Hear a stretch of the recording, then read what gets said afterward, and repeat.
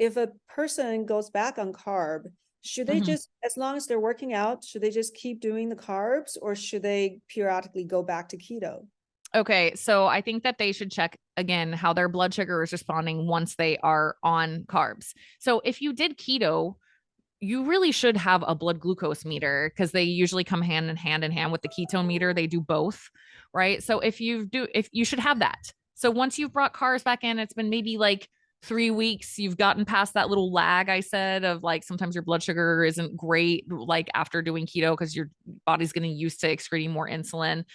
Um, so if it's been, let's say 3 weeks, test your blood sugar in the morning. Make sure it's in the 80s. If it's like 100 and something, no, yes, I would definitely recommend going back on keto for longer.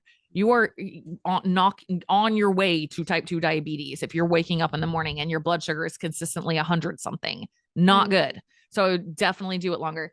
Another thing is testing your HbA1c, like I said. So if, let's say you brought carbs back in, it's been you're lifting weights, you're plus also you're just gonna kind of know how you're because of how you feel. But after a month or two, get your HbA1c tested. And if it is again, like I really like to see like I would say 5.3 is the max HbA1c I really like to see for healthy blood sugar.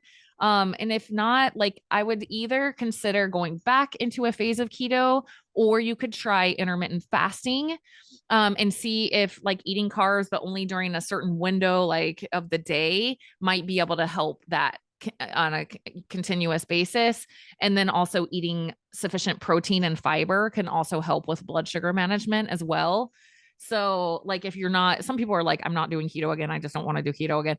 Then I like to say, okay, cool, let's not do it because if you're not up for it, you should, I wouldn't recommend it. So, in those cases, I like intermittent fasting, weight training, walking, higher protein and fiber to help with blood sugar regulation and going that route. So, that's what I would look for is like I would really test and see how your blood sugar is doing after you've brought carbs in for 3 to 4 weeks.